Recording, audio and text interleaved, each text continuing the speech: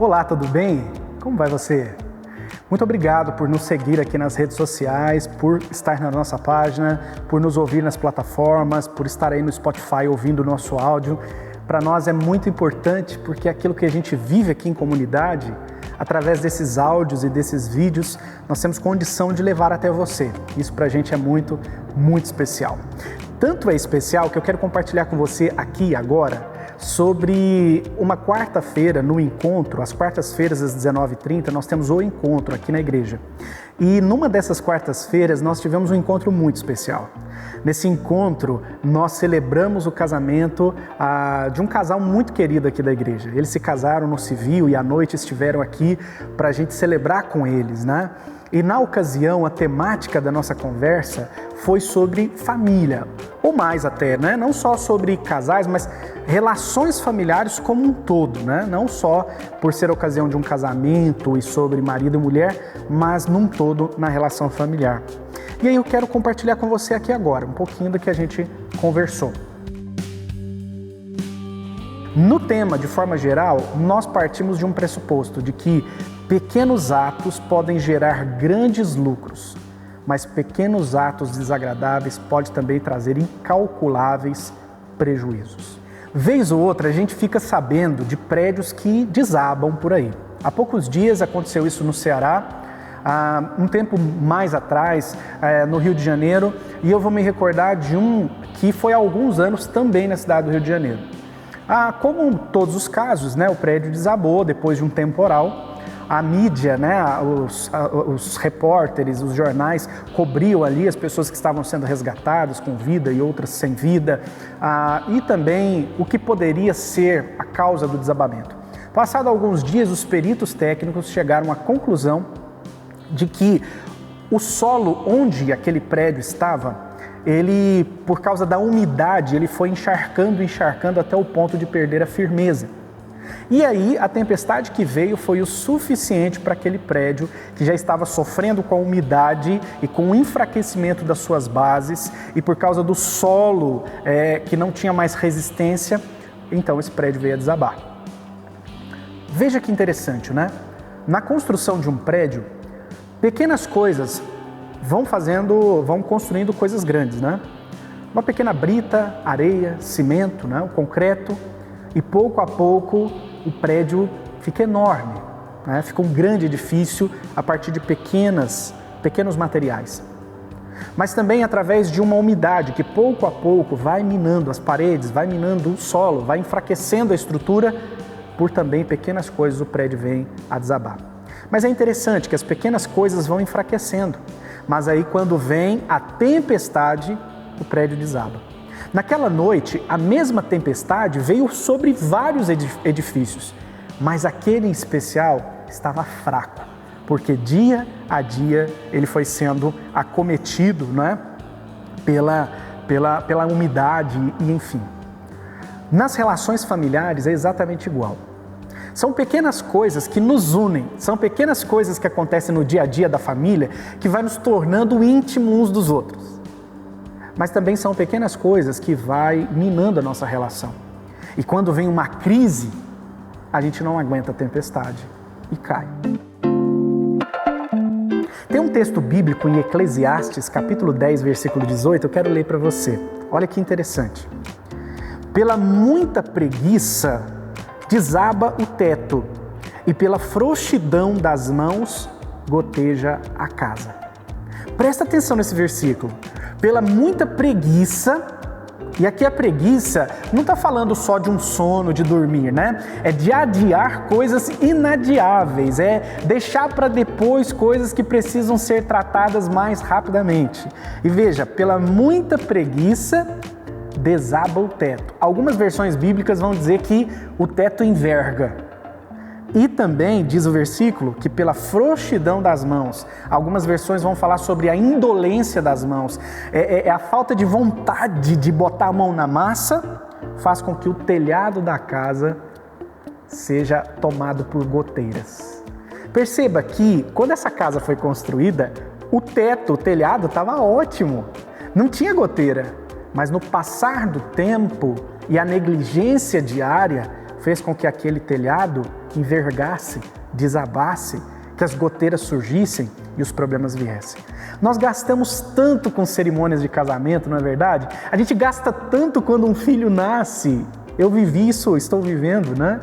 A minha filhinha nasceu, ela tem 3 meses. A gente gasta tanto, investe tanto, sonha tanto, mas às vezes negligencia o cuidado diário. E é esse cuidado que vai fazer toda a diferença, que vai fazer com que seja um sucesso ou um fracasso, não é? Erros comuns, pessoal, acabam gerando grandes aborrecimentos, sabe? Por exemplo, quando nas nossas relações familiares o namoro acaba, esse é um primeiro problema. Quando eu falo namoro, eu digo a gentileza do trato diário, sabe? Quando a gente começa a tratar as pessoas dentro de casa, o nosso cônjuge ou filhos, enfim, de qualquer maneira. E a gentileza, ela adoça as relações. Uma outra negligência é a exploração. Quanto um cônjuge explora o outro, isso é impressionante. Por exemplo, como os homens costumam explorar as mulheres, não é? As suas esposas, esperando que elas sejam não suas companheiras, mas uma mãe, uma empregada. Mas o mesmo também acontece quando essas mulheres exploram seus maridos como se eles fossem aqueles que trazem dinheiro e um dinheiro que depois elas gastam de qualquer maneira. Às vezes a exploração pode ser também da parte da mulher, quando ela não valoriza aquilo que o homem geralmente traz. Óbvio que no dia a dia que nós vivemos, as mulheres também trabalham fora, os homens cuidam dentro de casa e não há problema nenhum nisso. Mas quando um explora o outro, seja financeiro, seja no trabalho, isso causa muitos males. Mas também tem a exploração, por exemplo, dos filhos para com os pais, não é? Filhos devem também assumir as suas responsabilidades desde cedo. Há algum tempo saiu uma reportagem na revista Época falando sobre a geração Millennium, que é essa geração que nós temos hoje. Que elas se sentem profundamente ofendidas pelos seus empregadores quando elas chegam no horário, no trabalho, quando elas fazem aquilo que o seu cargo exige que seja feito, elas se sentem ofendidas por não receber um bônus, por não serem elogiadas, por não serem premiadas. Pois é, quando essa pessoa foi contratada e recebe aquele salário, ela já recebe para fazer aquele trabalho, ela não precisa que alguém bata palmas para ela. Só que essa pessoa cresceu da seguinte maneira: quando o quarto dela estava bagunçado, o papai ou a mamãe dava mesada para ela limpar o próprio quarto. Mas uma pergunta que fica é o seguinte: o quarto é de quem? As meias e as roupas jogadas são de quem? Perceba que quando o filho é premiado por fazer aquilo que é a sua obrigação, se torna um adulto que espera sempre que o mundo o premie por fazer coisas básicas e coisas que não passam de obrigação. Então muitos filhos estão explorando os pais, né? Muitos filhos estão esperando recompensas ou que os pais sejam obrigados a sustentá-los com 30, 35, 40, enfim. E não acaba nunca, não é? Mas também existem muitos pais que exploram seus filhos e da pior maneira possível. Sabe quando o papai está brigando com a mamãe e coloca a filhinha ou filhinho para levar recado? Sabe quando, no meio da briga do casal, os filhos são colocados como que uma moeda para ser ali negociada? É a pior exploração, porque é a exploração emocional e que causa muitos traumas e muitas dores. O que é pequeno e vai acabando com a relação, além de quando termina um namoro na relação e quando há exploração, é a falta de comunicação. A gente já sabe que a comunicação é a alma do negócio, não é? Mas é difícil nos comunicar. Por incrível que pareça, é difícil. Porque quando a gente fala, às vezes a gente não fala aquilo que queria falar. E a pessoa que ouve não ouve aquilo que a gente quis dizer. E ela vai pensar sobre aquilo e pensa diferente do que a gente imaginava. Talvez eu esteja aqui falando algo para vocês estejam entendendo outra coisa e pensando outra coisa, que vai contar para um amigo uma coisa diferente. Perceba que difícil é comunicar. Mas é essencial que haja comunicação. Porque se não houver, não tem nada mais. A relação começa a partir da comunicação verbal e não verbal. E perceba você, para nós nos comunicarmos bem dentro de casa, é necessário tempo, Nós vamos ter que separar tempo para estar com o cônjuge, com os filhos. É preciso também perdoar, porque a gente falha muito na fala, a gente magoa as pessoas, não é? E é preciso então perdoar, porque nós também vamos precisar ser perdoados várias vezes, não é? É preciso dar atenção, é preciso caminhar perto, e é preciso desligar o celular, e é preciso sair da internet. E depois que você ouvir essa mensagem, desliga tudo e vai ficar com a sua família, tá bom? E também eu percebo que as coisas pequenas que minam uma relação é infidelidade mental. Jesus, uma vez conversando com os discípulos, ele disse assim, os antigos falam que adulterar é ter contato com outra pessoa que não seu cônjuge, não é?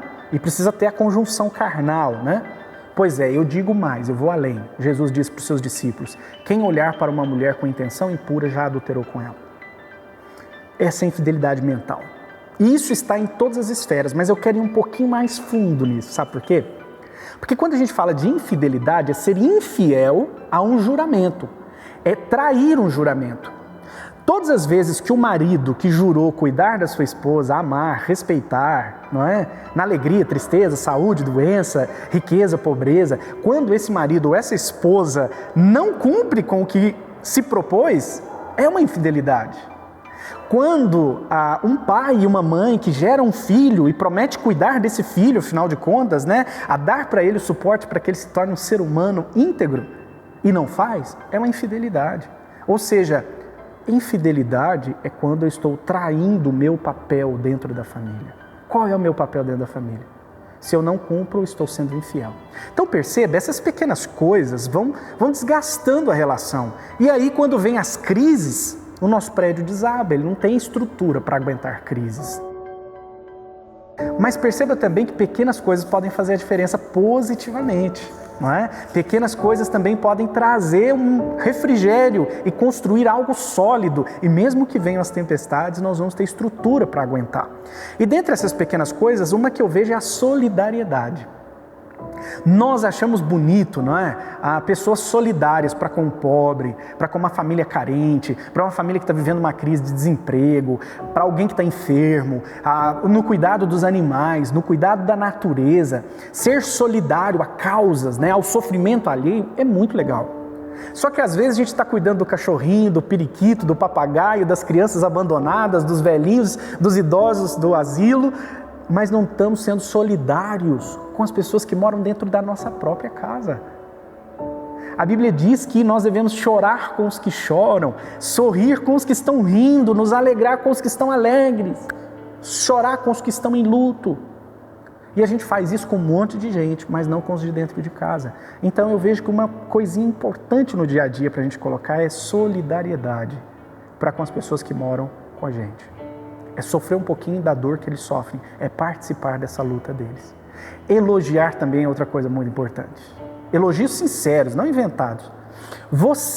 Uma pergunta, você que está me ouvindo, você gosta de elogio?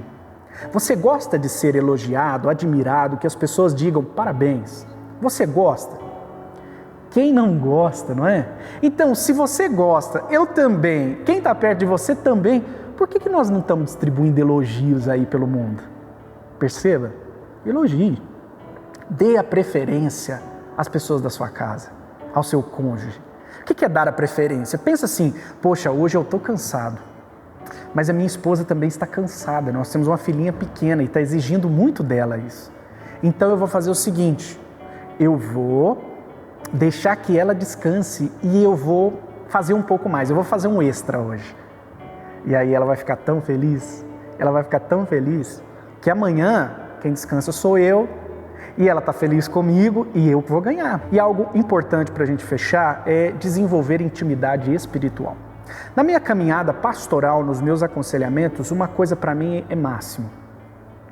Eu não conheço nenhum casal, eu nunca aconselhei nenhum casal, eu nunca acompanhei nenhuma família que estivesse em crise e que quando eu perguntasse assim, como é que está a vida devocional de vocês? Vocês têm orado juntos, lido a Bíblia, vocês têm ido à igreja? Que eles dissessem assim, sim, estamos lendo a Bíblia todos os dias, orando todos os dias, frequentando a comunidade, mas mesmo assim a gente se odeia. Eu não conheci nenhum casal desse jeito. Quando há essas crises instaladas, algo muito claro para mim é que a intimidade espiritual dessa família já acabou. É por isso que o culto doméstico, é por isso que orar juntos em casa, ler a Bíblia juntos em casa, faz toda a diferença na relação marido-mulher, pais e filhos, filhos e pais. É nessas horas que, quando nós nos unimos ao pé da cruz, que as nossas diferenças são saradas. É a hora que a gente aprende pelo Evangelho a perdoar, a pedir perdão, e a gente se ajeita. E a gente pede esse perdão. E a gente abre mão dos nossos orgulhos. Porque diante da cruz, diante da palavra de Deus, diante da oração e da meditação, nós somos confrontados e isso nos transforma. Meus queridos, pensei com vocês aqui rapidamente sobre coisas que podem minar o nosso relacionamento, coisas que podem abençoar o nosso relacionamento. Não deixe o seu prédio, a sua família desmoronar. Cuide dela dia a dia, porque pode chegar a um ponto que não tem o que fazer. Nós não descremos do milagre e do poder de Deus, mas é nosso papel cuidar diariamente da nossa casa. E é também a nossa responsabilidade depois arcar com as consequências dessa negligência. Então, meu querido e minha querida, seja solidário em casa, elogie, dê preferência, comuniquem-se e, sobretudo, tenham intimidade com Deus e tenham intimidade uns com os outros. Essa foi minha palavra no dia do encontro aqui, foi a minha palavra no dia do casamento desse casal abençoado, o Carlos e a Marilza. Eu não tinha dito o nome até agora, eu não ia dizer, mas até em homenagem a eles, né? Parabéns aí pelo casamento. E foi nesse dia que eu compartilhei essa mensagem. E eu gostaria muito que você ponderasse nessas palavras. E se você sentir no coração o desejo, venha nos visitar qualquer dia, às quartas-feiras, às 19h30. Vai ser um prazer ter você aqui com a gente para nós refletirmos juntos sobre a família, sobre a vida, sobre tudo, tá bom? Um abraço, Deus abençoe sua vida.